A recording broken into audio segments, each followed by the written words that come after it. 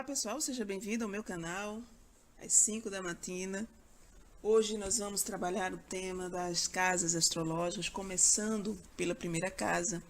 Lembrando que a carta astrológica ela é composta de 12 casas, 6 eixos, 6 pontos interligados, que falam muito das nossas expectativas a serem vividas, né? As experiências a serem vividas na nossa vida. E a primeira casa, ela tem a ver com o ascendente. É o ascendente a primeira casa. A cúspide, que ali está, mostra em que signo você tem o seu ascendente. A casa do ascendente representa o nosso corpo físico, as nossas expressões exteriores, o nosso jeito de andar, o nosso jeito de falar, como nós chegamos próximo às pessoas. Não tem muito a ver com máscara, não. Na realidade, tem a ver com o nosso corpo. A primeira casa, ela está olhando para a casa 7, que é a sua casa oposta. Se eu tenho um ascendente que é a 1, a 7 é chamada de descendente, ou a casa do outro. Então, a casa 1 é o eu, a casa 7 é o nós.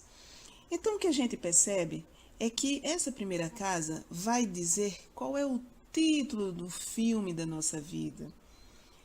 Que tipo de experiência nós vamos ter a partir dela?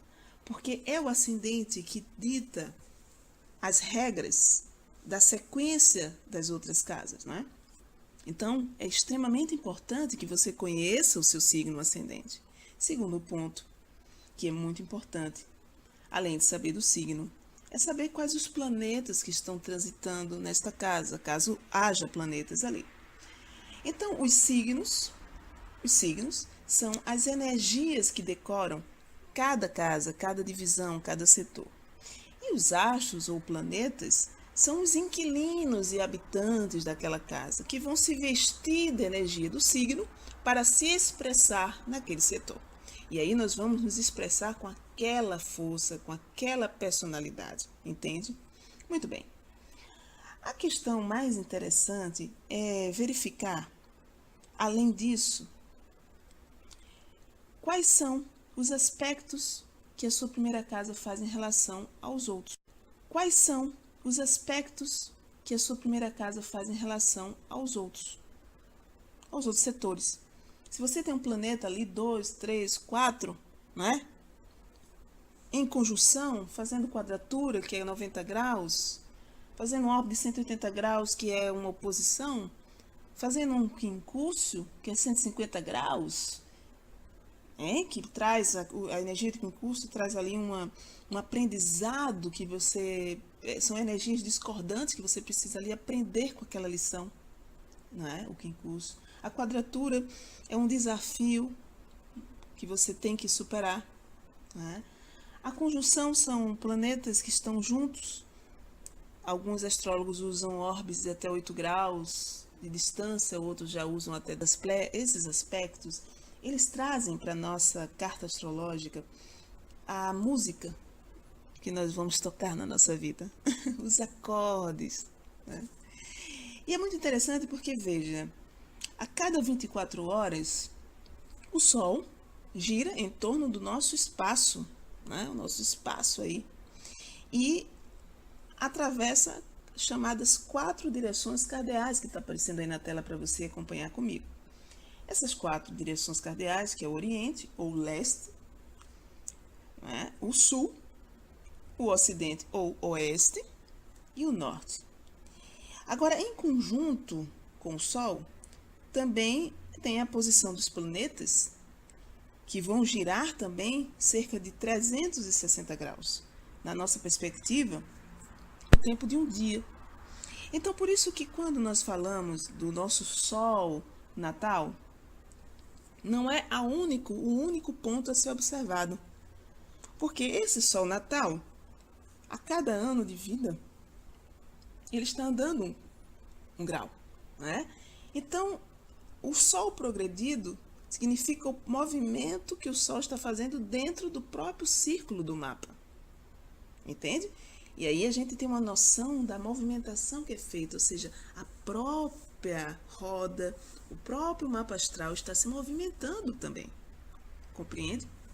Então, nós temos o quê? 12 casas astrológicas, divididas nesses 4 quadrantes, né? Que estão aparecendo aí na tela para vocês, definidos pelos 4 pontos cardeais da rosa dos ventos, em 12 fatias iguais.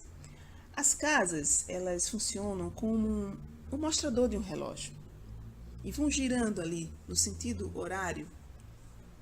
E cada planeta que está localizado nessas casas vão ditar o ritmo e que desafios e que características nós temos ao nosso favor para exercer aquela função, aquele trabalho, aquela tarefa, não é? Ou aquele crescimento que nós estamos procurando ter naquele setor. Então, o ascendente é a linha, né? Vocês estão vendo essa linhazinha que inicia a casa 1. E que vai sintetizar, né, toda a história, né, desse assunto em relação à nossa postura, ao nosso corpo. Muito bem. Os planetas que estão posicionados, que porventura se posicionam nessa casa, é de extrema importância. Faz muita diferença na característica do teu ascendente. Porque o planeta ele traz justamente a roupagem. Mas o que eu estou trazendo aqui hoje de diferente para a gente poder analisar é juntar a mitologia, que são os 12 trabalhos de Hércules, com as 12 casas astrológicas. E o primeiro trabalho que Hércules, que Alcides recebe da deusa Hera, é o leão de Nemeia. Na mitologia, o leão de Nemeia era um ser, um animal, uma criatura muito forte e muito poderosa, assustadora. Era invencível, porque o seu corpo não podia ser ferido por nenhuma lança, por nenhum objeto. Era intransponível. Então ele era quase que um animal invencível. Ninguém conseguia dominar, e aqueles que tentavam morriam. E Hércules recebe essa função. Olha a primeira tarefa que era dar para ele. Dominar um ser indomável. Ao primeiro momento. Então, o que Hércules faz? Bom, eu não posso feri-lo, eu não posso matá-lo. Hércules vai, enfrenta ele, agarra ele com toda a força, bate um objeto, uma pedra na sua cabeça, ele desacorda. E aí Hércules aproveita e estrangula o leão, porque a função dele ali era, depois que estrangulasse ele, tirar o seu couro, né, a sua pele, para fazer a sua capa protetora, porque era uma capa que lhe protegeria, não é, nas próximas tarefas. Então veja, o primeiro ponto dessa mitologia nos diz o seguinte: Hércules precisava se proteger, ele recebeu uma capa, ele está recebendo um corpo, uma proteção, para poder desenvolver as suas outras tarefas. Então a casa 1 é a casa da nossa proteção, é a casa do nosso corpo, é quando nós nos colocamos na vida, é quando nós começamos o nosso caminho da vida. Então é muito poderoso isso. O primeiro ponto também de consonância, não é, com essa história da casa 1 é que Hércules precisava primeiro dominar-se a si mesmo. Ele precisava dominar esses instintos do leão, porque era a partir disso que ele ia conseguir se colocar na vida. Então a casa 1 é o nosso cartão de visita. E o primeiro momento que nós temos a nosso favor é quando nós nos autoconhecemos.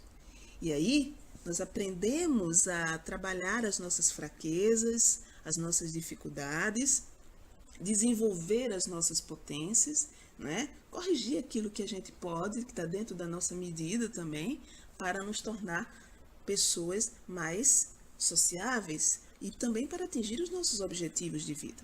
Então Hércules começa e vence o seu primeiro trabalho. Ele domina o leão de Nemeia, veste-se com a capa que iria proteger, deixá-lo forte, para que ele começasse ali, a partir desse impulso, desse primeiro nascimento, que ele nasce a partir dali, está pronto para as tarefas, com toda a força, com toda a consciência de si mesmo. Então, gente, o que eu queria trazer para vocês é isso, essa dimensão, né, dessa relação da mitologia com a astrologia. Então, nós temos 12 casas, esses 6 eixos que estão aparecendo aí. Veja, são 6 pontos que interligam. Mas o número da roda da vida é o 7. E onde é que está o outro ponto? Porque eu tenho 6 eixos. Olha aí o 7º ponto. O 7º ponto é o círculo. É o círculo, é a continuidade das tarefas, é a continuidade da vida. Interminável. Você fecha um ciclo e começa outro. Então, são 6 pontos com o círculo 7. E aí nós fechamos o número 7, que é esse número, para os esotéricos, um número cabalístico, né? Um número iniciático, um número de progressão, né? Do ser. Muito bem, então eu espero que você tenha gostado. A astrologia nos dá essa possibilidade de autoconhecimento, de uma visão muito mais aberta, muito mais complexa da vida. Então não é somente analisar o ascendente, é analisar tudo o que ele traz consigo, não é? E como, a partir desse desenvolvimento, nós vamos seguir os nossos caminhos, tá bom? E é claro que se você não procurar se conscientizar de si mesmo, você não consegue, não é?